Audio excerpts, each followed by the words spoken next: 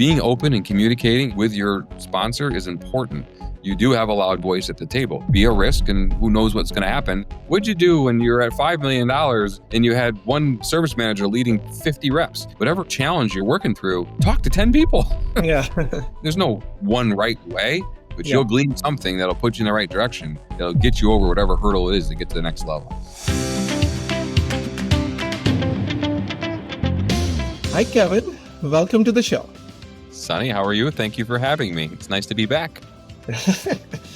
Truly appreciate you, my friend. I have a lot of respect for you. Not only what you have done for you as an entrepreneur, the impact, and making that impact as a go-giver. And you have been a huge part of my entrepreneurial journey as well, as a friend, as a fellow entrepreneur. So much respect I have for you, my friend. Oh, thank you. Thank you. I've also loved watching what you've done with IT by Design over the years, how you've grown it, how you pivoted and added the Philippines. And it's been amazing to watch. And then the leadership tracks. I mean, you've done an amazing job building your company. Thank you. So can we start with just give us a little bit of background? When did you start your MSP? And just kind of that typical MSP entrepreneurial origin story. Sure. No, happy to. So 1996, I graduated college, and that's when I joined ICS, and it was just me and one other guy. And, I feel a little bit lucky because, we were in a pivotal change in the industry as, Windows was coming out and Novell was kind of sunsetting. So, so over those next, 4 or 5 years, we were navigating that, right? And then in the early 2000s, as managed services was starting to take off. And that's when I joined the peer group structure you just were referencing. It was called HTG at the time, right in the beginning of 2006. That's where I kind of was a young kid back then. Building a business and having tons of money was my motivation. And the peer group kind of opened my eyes that there's more to making money, and running a business has nothing to do with the profits, the scorecard, but having influence and learning life lessons and being able to breathe into people is the blessing that owning these businesses is. So it was called ICS, Integrated Computer Solutions. So I grew that, did 4 acquisitions on my own. My original strategy was to buy smaller MSPs in concentric circles around upstate New York, Binghamton, New York, where I started. Through that peer group system, one of the exercises we do is, look at your whole life, right? Come up with your personal wealth target. So, we're sacrificing time, from our families to build these businesses. So what is the business? What do you want to do? Like, what is important to you in creating those, bucket lists and life plans? So I did that diligently. And in 2000, I guess it was 18, beginning of 19, I kind of looked down and all these plans I built, it said, oh, this is my personal wealth target. And then my business wealth target's got to be here in order to deliver my personal wealth target. And PE was entering our space. Companies like Logically were just formed. And I was, doing the math on what the multiples were at the time. We were about $2 million of EBITDA. And I said, this checks all my boxes. I almost have to do it. I put it on paper. This was my ultimate plan. It'd be selfish of me for my wife and family not to take some chips off the table and go down this route. So so that's what I did. I spent about a better part of a year kind of working with advisors, guys like Arlen Sorensen, to help craft what does that perfect deal look like for me, right? So I wanted to stay in the business. I wanted to continue to do acquisitions. I only wanted to be on the road X amount of days a year. Certain things. I created a must-have list and a nice-to-have list. And then I went out and started talking to potential PE firms and strategic buyers. Ultimately, I landed on partnering with a company called Clearlight Partners, which was a small private equity firm. And when I met them in their offices, they checked every box on my must-have list and a couple on the nice-to-have list. So, fast forward in March of 10th of 2020, we closed on our deal. I sold 80% of ICS to Clearlight. And now my new goal was to, do some bigger acquisitions and not have to take all the risk on myself. And the 20% I retained in the company to try to grow that to be, worth more than the 80% I took off the table, while having impact. So that's what I did. I'm a planner, if you can't tell. It's hard work building a platform. It just is. The people that kind of got you to where you were can't get you to that next level. So I had to, top grade a lot of people that were in the business, but we did it, and we had a lot of success and grow from 2 million to 12 million of EBITDA in about 4.5, 5 years was a monumental feat with a lot of effort. So again, tracking multiples and seeing what was happening in the industry, we were kind of uh, in communications with my PE firm, talking about running a process in 2026 to exit, to either a bigger PE firm or a strategic. I had just watched two of my friends, Medicus and Integris, go through this, and the daunting thing of meeting all these different PE buyers and strategics, and you going through due diligence to land on a deal. I have been in the same peer group with Integris for 6 years, so I've known them intimately. We've been on parallel tracks. They've grown bigger than us, but with the same DNA. I mean, their culture is front and center, people first, right? Ours is family. Yeah, so it de-risks the whole thing. So, Rashad and I started talking. We've always kind of joked back and forth, but we started talking more serious towards the end of last year. They said, "Listen, if you want to go down this path, we don't want to. We really want to run the process. However, you're the founder and you matter here, right?" So we did that. So that was about an 8-week process from the moment I introduced Clearlight to Integris. They had just retraded with a PE firm called OMERS, Ontario Municipal employment system. So it's a lot of frontline workers' money that they're stewards of. And as I got to know them, it really sealed the deal, right? I really liked them. I liked the fact that we were working hard to grow our EBITDA and enterprise value, so that frontline workers could share in those profits. Hmm. That was a good story to be able to go back to my 250 employees at TechMD when to tell them we were going to be joining Integris. So we closed in the beginning of June. And the last 2 months, because our strategy is fully integrating, we've been fully integrating. As you can see, I'm wearing the Integris flag. Uh, I'm helping with the transition and getting very involved in corporate development. So we would like to buy more, mature MSPs that have a vertical focus and have more of a premium type offering, and then integrate them into our platform as we continue to grow this. Yeah, well, thank you for sharing that. And that's an amazing, amazing entrepreneurial journey, impact, and having a kind of balanced approach. When we talk about culture and we talk about cash, because they cannot live without each other, and overall our impact. So everything kind of is taken care of in a very balanced way. So really, really great to see that, Kevin. My next question there is that what led to this decision where Tech MD joined Integris, giving a perspective to other entrepreneurs, the stages or emotions that you have gone through that led to that decision? What was that decision filter? I'm in a peer group, the same peer group you were in years ago, and it's made up of private equity backed platforms, the largest ones in the country. I just watched two of them go through the process of recapping and selling to larger private equity firms. I knew that our plan was in 2026 to do that, run that process, and either land with a private equity firm or a strategic. I would have had to represent during that process and be on the road meeting these different private equity firms and financial sponsors, and that I would be willing to go on 4 to 6 years in order to be looked at as a real platform that someone was going to write the check we were talking about. So watching Integris go through it and knowing that they had a partner that was willing to take on and buy somebody our size, de-risked it for me. I knew their culture. I knew Rashad. I knew Glenn.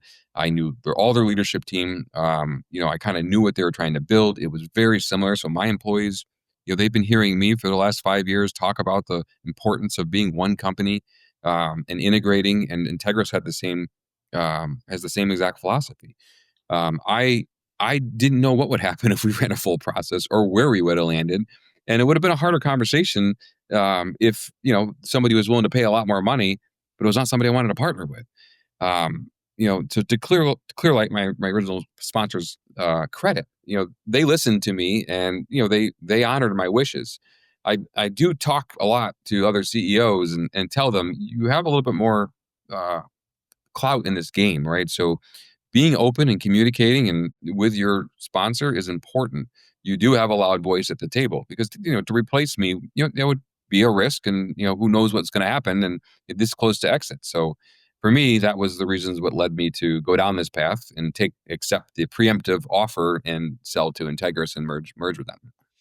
Thank you for that. And now let's talk about a little bit, leading through the messy middle, the first 90 days. So you have gone through this twice from the deal signing point of view, not the integration point of view. So can you share some thinking, other people where they will go through similar experiences?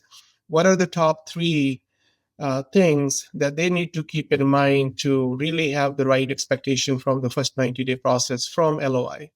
Yeah. So in our case, from we signed an LOI, and we were closed within 90 days. So that's really the due diligence period, and that is like a second job on top of your first job, where you're working with the lawyers and the accountants and all the different due diligence providers that are turned on. So getting our hands on all the documents that was needed to do due diligence was easier this time around.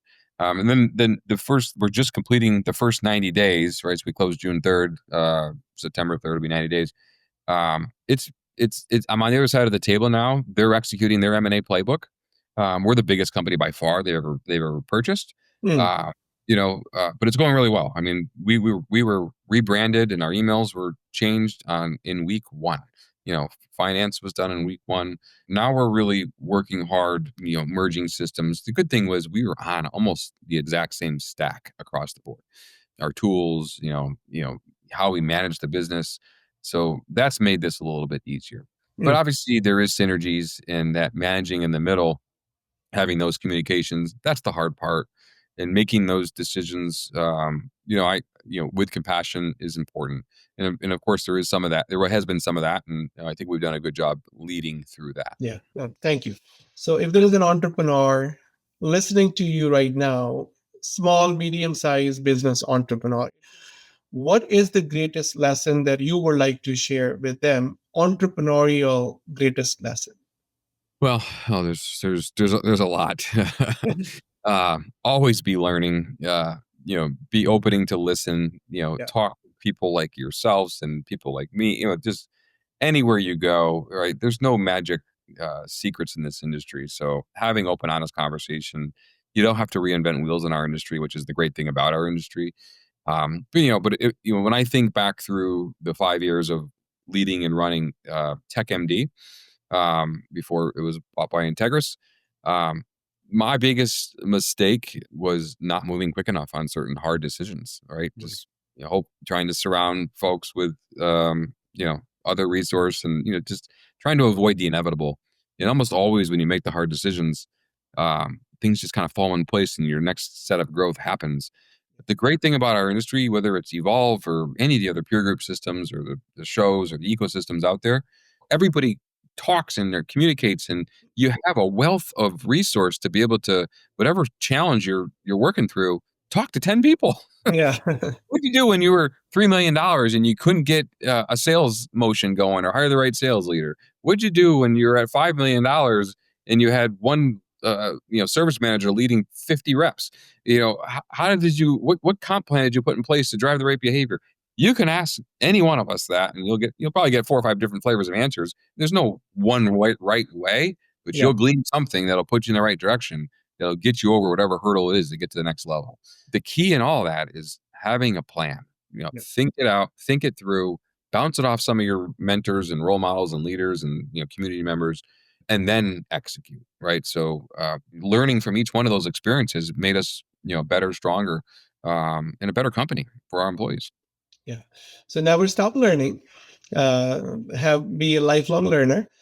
So keep learning. And the beauty in our industry, Kevin, is that there are so many people where they're so willing to share their experiences, their best practices, because I have never seen something like this in any other industry. I do go to some other business groups like YPO, where businesses come from different backgrounds, but what we feel and see in the MSP village, it's the MSP village. It's just so unique to MSPs that people love sharing their thinking, their experiences, and I think we can learn from our peers in Yeah. that space.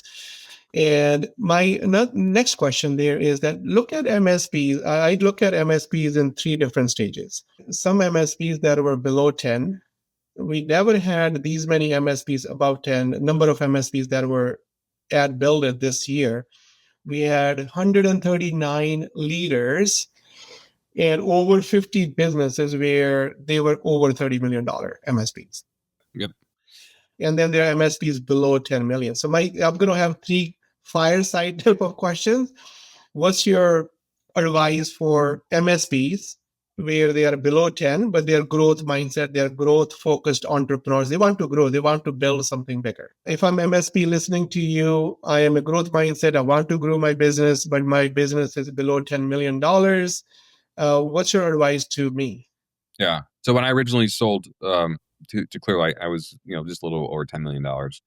Thought I was an incredible company, had everything figured out, and then the first thing they do is say, we're hiring a high level CFO and a controller, and I'm saying, what? We're going to add about $400K of cost to our, that's like 20% of our EBITDA. And my golly, I don't know how I ever survived without that function in the business. Yeah.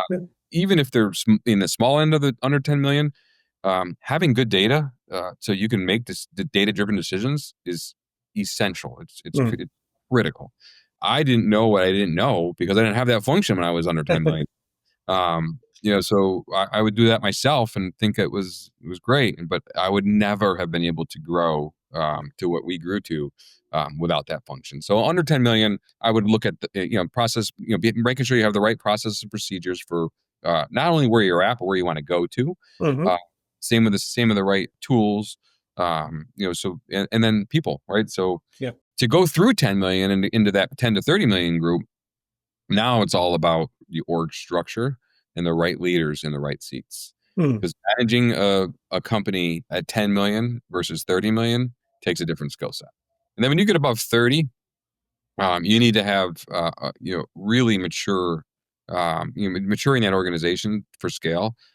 You're most likely doing multiple acquisitions a year, having a distinct function for that, so it doesn't distract the rest of the business.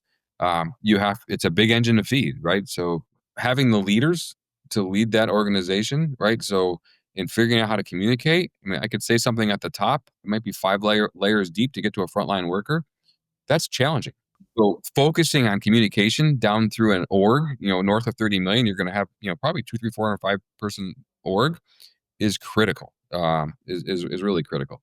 And through all those models, one of the things that, I didn't hone in on until we were north of 30 million was the importance of ICP. Who your customer is and spending your marketing dollars and your sales efforts to get that right customer. Because if you're chasing revenue and you bring it in the door, you're going to lose it a year later if it's not the right revenue. Yep. Right. So if your ICP is to support 50 to 200 computer users bound by compliance, and you bring in a 900 person organization that's a nonprofit that wants to cut corners in every which way, you're going to spend so many cycles trying to make that customer happy. At the end of the day, you're not going to make any money on it. You'll have a lot more top line revenue. So having the discipline to say no and really take on as close to your ICP as possible sets your system, your platform up for success. Yeah. So 10 million, 30 million, and 50 million. One thing that I see that maybe the context will change, but something that stays there is that vision side. The vision has to be clear that what is that vision for 10, then 10 to 30, then 10, 30 plus, and that whole purpose, values, mindsets, vision, that needs to be always there at the center. And then keep building the capabilities that are for the next level and keep reviewing your reach so that you have the right revenue, that you say this.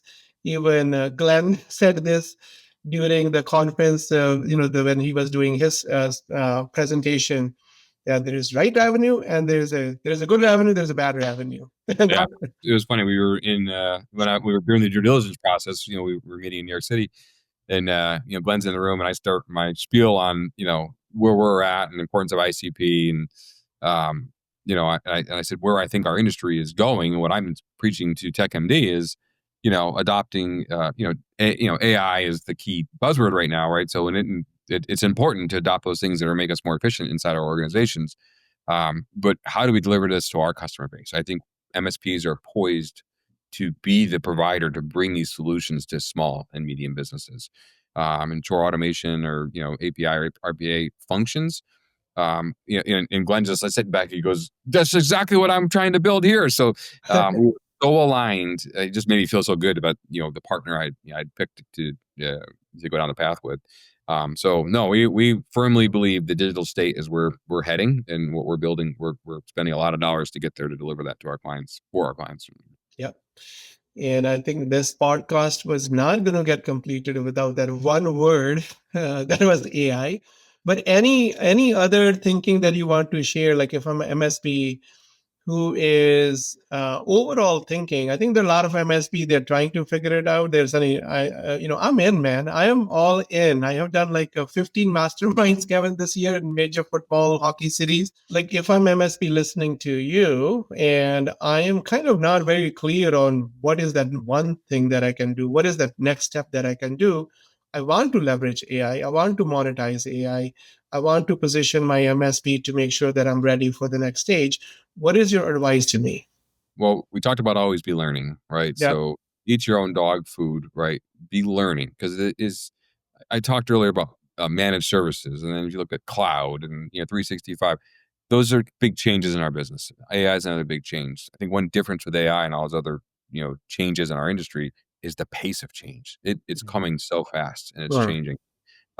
So staying up, using it, and then allowing time for your staff and maybe asking them to report in on how they used AI in their businesses. So it's bled through your organization or your culture that, hey, we're not going to just pretend this is not going to come or it's not going to affect our business, because it is. I'm telling you, it is.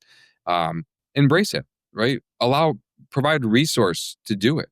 Turn on some tools. There's some easy low-hanging fruit with either whether it's Copilot or turning on sentiment analysis through whatever phone provider you use and start to ingest that data and to see the power of what you can do with AI. I mean, everybody should be using it to help write marketing blogs and to be able to communicate better.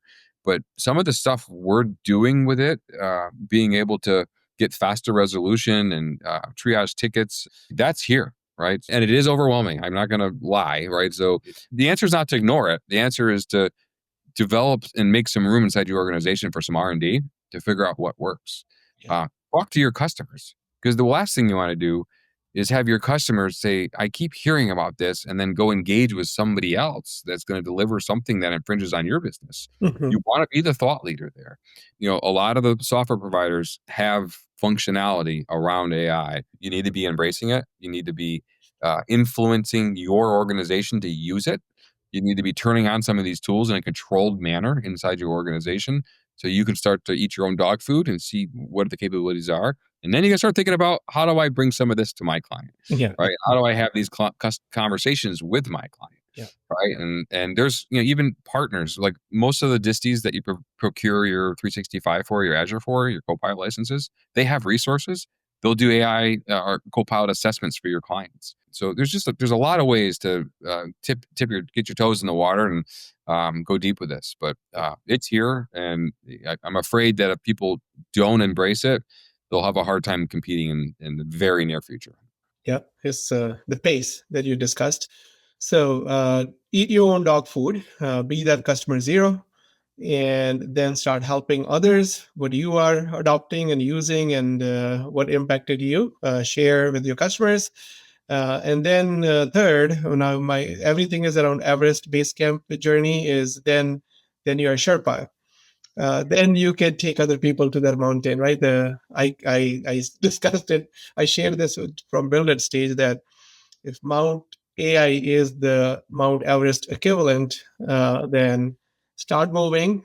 So start kind of just taking your steps, and then start helping your customers. Be that guide for a few people who are behind you on that journey, and then you are all that advisor, the thought leader, the Sherpa. So that is good thinking that you shared, Kevin. Thank you so much, my friend, for coming to my show. Truly appreciate you, my friend. Truly appreciate your impact. and I look up to you. When I see you, I'm like, this is an entrepreneur who is a true go-giver and making impact on the industry, transforming the industry. So thank you so much, Kevin. Well, I appreciate it, Sunny. It was a pleasure being back here and having this conversation. We are, I think, both very lucky to be in the industry we are, surrounded by the people we are. It is a blessing. It is a blessing. It is a blessing. Thank you for watching Sunny's Silver Linings. Don't forget to like, share, and subscribe. See you next time.